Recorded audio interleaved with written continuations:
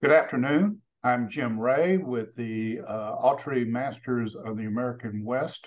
This is one of our Road to the Autry Masters interviews. I'm here with Howard Post, one of our Masters artists. Howard lives in Tucson, Arizona with his wife, Marilyn. Howard, thank you so much for joining us. Welcome. Thanks, Jim. I'm honored to be a part of your interviews.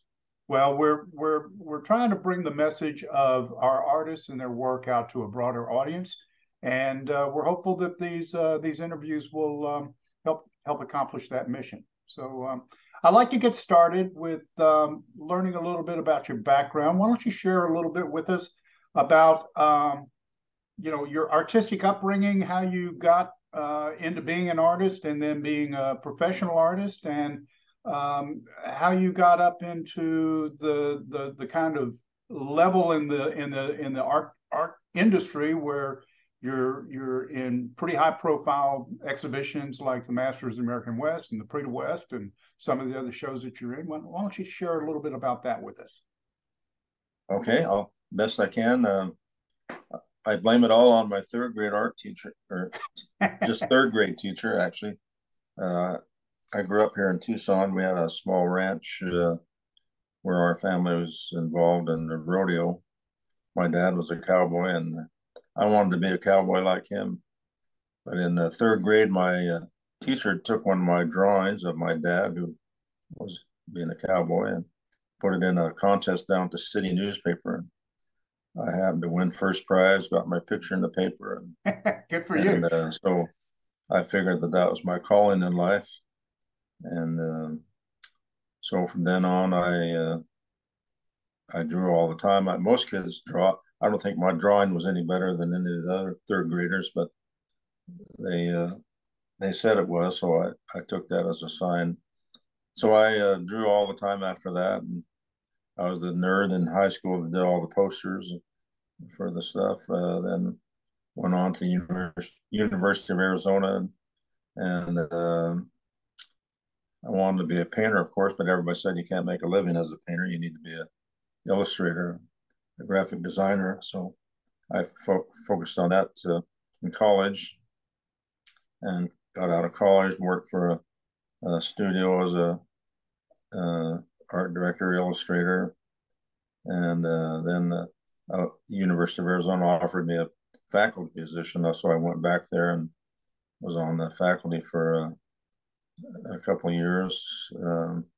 But at the same time, I was working on a master's degree, and that's where I discovered my own focus, my own voice. I was trying to do real tight cowboy and Indian stuff, and one of my friends said, "Hey, throw out all that stuff and go out to your dad's ranch and do some stuff that you grew up with."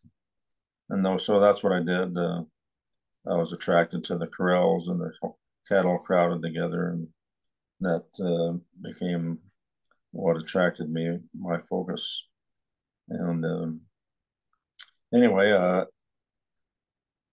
I still hadn't developed a career enough, so I worked as again an art director in a big ad agency for a while. But at night I would paint, and did that for a while, and had some galleries call and want to represent my work, and got working at the galleries, and so then more galleries were called, and well, if I sort of transitioned over to be, quote, a fine artist, if you will, and so yeah, that's how I got going into it. I always tell young artists that come to see me that they need to have a independent source of income, so that as you're developing your style, you don't have to compromise Yeah, just to make a buck and make a living. So, good and advice. that worked for me. Um, anyway, as to how I got into the big shows, I guess people have liked the work well enough, and I guess I have a distinct approach to the West. I always knew I wanted to represent the West, but I didn't. I wanted to do my own style, my own thing, my unique interpretation of the West, and so I guess people recognize my work as being unique in that way. How I got into all the shows, I'm not quite sure about that. Although I'll have to say I applied for several years. That was back in the day when most of the shows like the Prix West and Autry and all of them were, most of the work was quite traditional, straightforward. Yep. Cowboys and Indians, wildlife. And so they didn't know what to do with me. And so I received a lot of rejection for a while. And anyway, it was about, I've been in the Prix West now for 15 years. So when they invited me to join, one of the board members pulled me aside and said, Howard, I just want you to know you're our token contemporary artist. That's great. So, but people responded to it, so they keep inviting me back. So I would say now that things have changed a bit, I don't think I'm particularly contemporary relative to what else is going on in the. I will say this about the contemporary artists. You know, I'm not going to say we catch a lot of flack, but we catch a lot of comments about how contemporary our show is. And, you know, to a sense, we've got an LA audience that might have a little bit different set of sensibilities than those in Oklahoma City or San Antonio. But I went back last year and did a quick analysis looking at the artists that I consider to be our contemporary artists in the show. And went over to the Prix West, and just about every one of them is in that show too. There's only one or two that are not. I think the difference is that the Prix West is such a significantly larger show that it's not as apparent over there as it is inside of the Masters. Oh yeah. And I do include you among our contemporary artists. I was gonna say anybody that's seen Howard's work, and we'll see some examples of this shortly,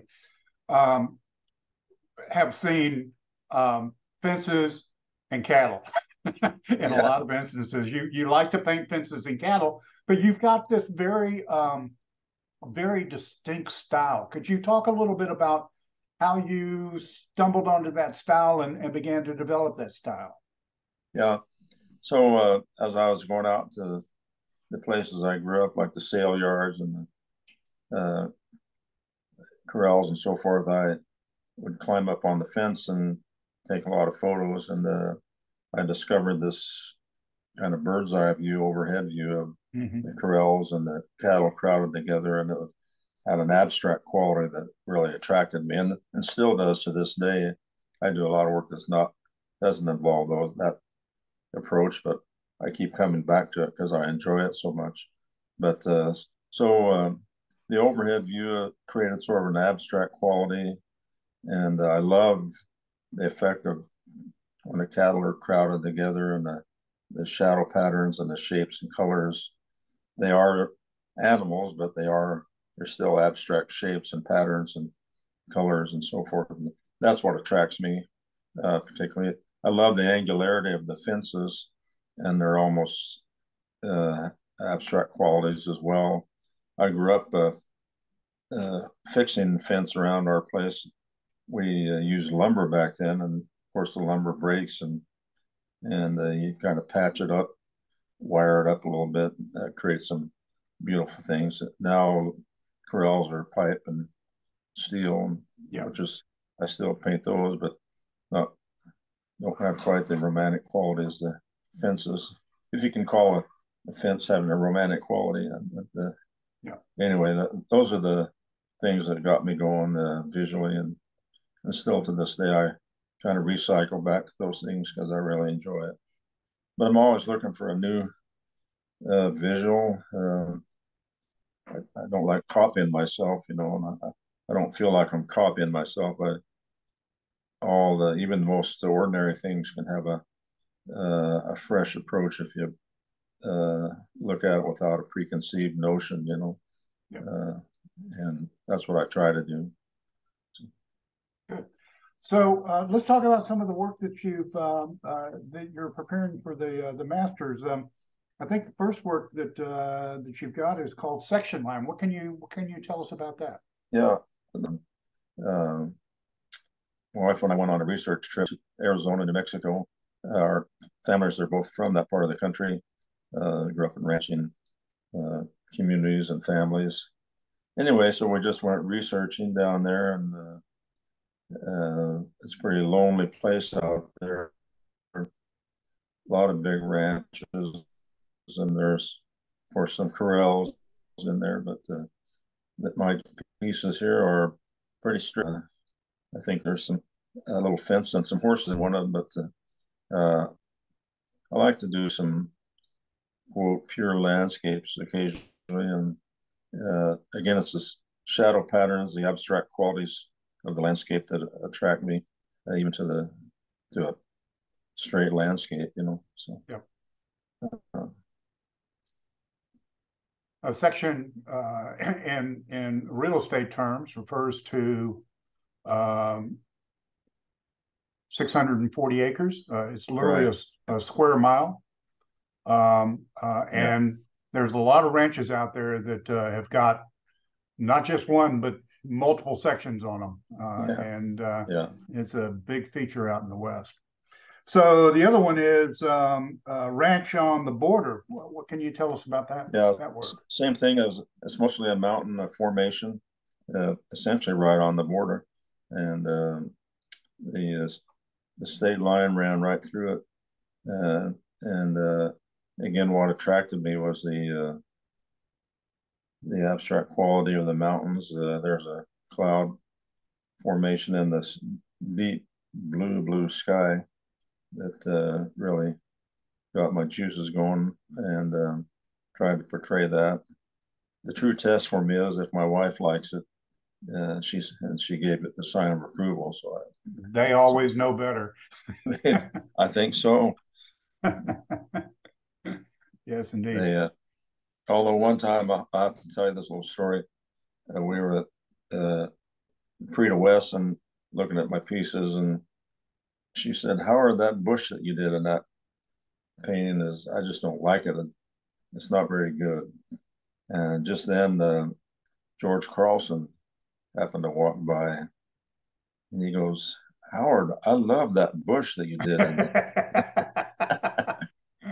He hadn't heard my wife say that she didn't like it. So after that, she was a little sheepish about expressing her opinions. When the master, George Carlson, said he liked it, that was a real sign of approval. So. Well, there you go. There you go.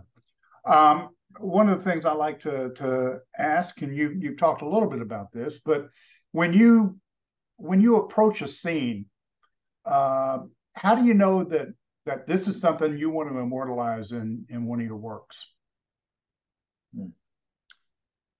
Yeah, that's really the hardest part, of course.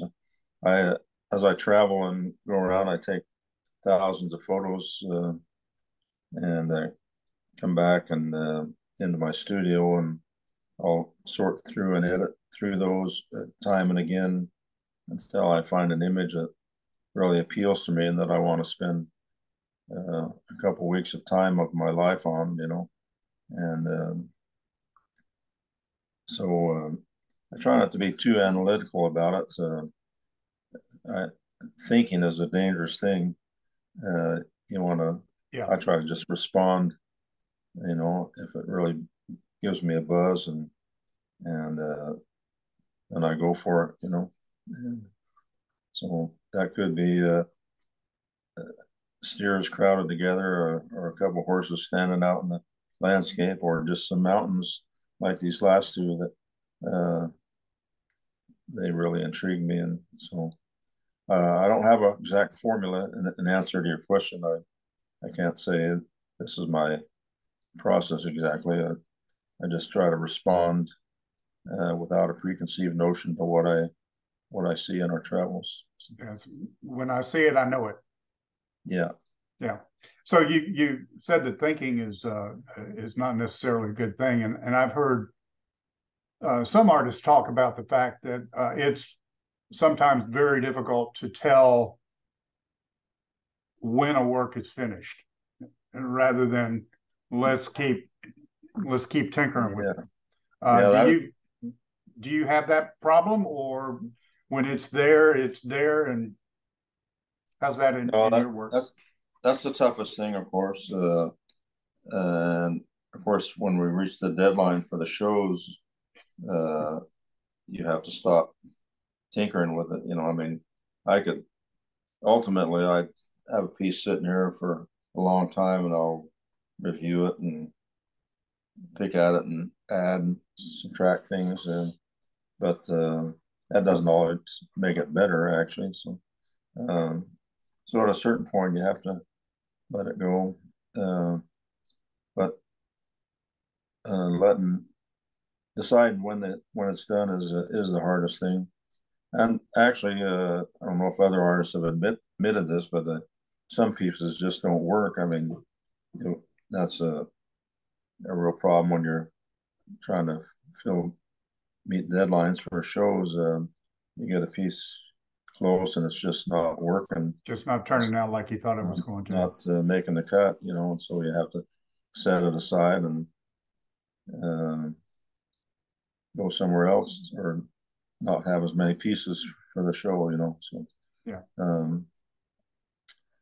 I think I've talked to most artists and they have the same issue. I mean, some pieces go smoothly and are great from the start to finish, and some it's like pulling teeth to make it happen. So yeah. Um, One other thing I'm always curious about is, over the span of your professional career, um, how has your process changed, or has it stayed pretty much the same as you're creating art? Has there been an evolution to this? Do you see that evolution continuing? What's your thoughts about that? I guess my actual paint application process has not changed too much, although at the very first I was a little more spontaneous with the application of my paint, and at the same time I was real true to actual real color. Uh, and here in the Southwest, in Arizona at least, that everything seemed to be sunburned, washed out Yeah. earth tones, and those were nice paintings, but I got tired of it. And so somewhere in there, I decided, what the heck, I don't have to be true to the color. I'll invent my own color and change. I can make purple horses if I want. Yeah. And And you do so, some great things with color. yeah, I enjoy changing it up. And again, I'm not being analytical when I apply my color. I'm just going with the flow and what feels right to me. Yeah. People have asked me about my color theory. Well, I don't have a color theory. I just, whatever feels good. I got 12 colors on my palette, and I can create colors I need out of those 12. The process that I still pretty much a 4-layer guy, sort of like the Taos Masters. They would lay down a base drawing of the paint and let that dry and come back with another layer on top of that, and build up a texture and a luminosity when you let some of that first layer come through.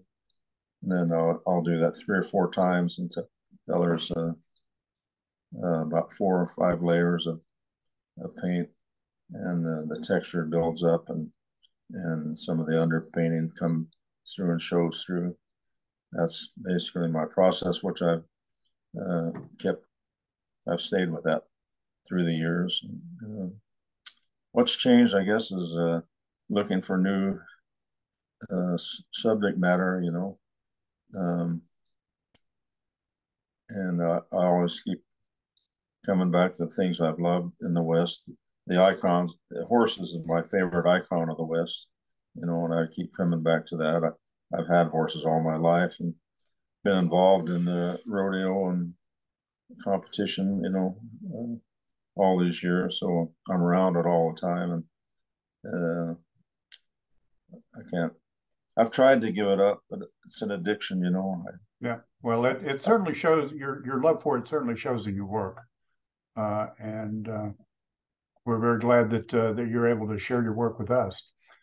Well, Howard, thank you so much for taking some time to chat with me. This has been an interesting discussion. I'm sure our viewers will enjoy it greatly. And we hope that we might see you in Maryland at the Masters of the American West at the Autry in February.